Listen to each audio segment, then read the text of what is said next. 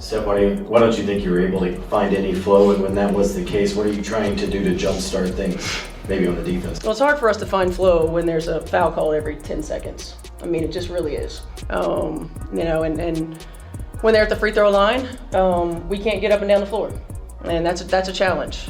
They were much more aggressive and physical defensively, and you know, we didn't counter that with our off-ball actions or with our back cuts. So they took us out of our comfort zone. I mean, offense is about rhythm, it's about timing, it's about spacing. We allowed them to do that, and they kept us from doing it. By game 2, it was undeniable.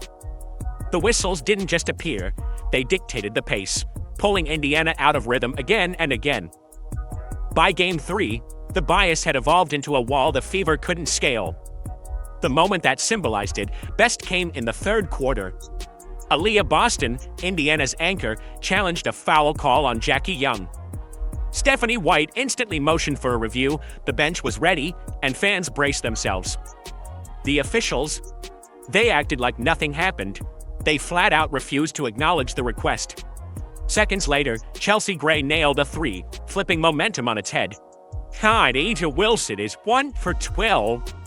As a foul is called on Boston, and that will be number 2 on Aaliyah Boston. You saw Indiana picking up full court pressure defensively, and if you're Aaliyah Boston, that's the one spot on the floor you do not want to get a foul call.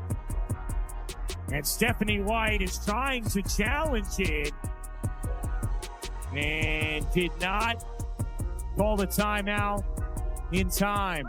Gray in the corner. Connect! What had been a hard-earned Indiana lead was ripped away, not by Vegas's execution, but by a call the refs wouldn't even let be reviewed.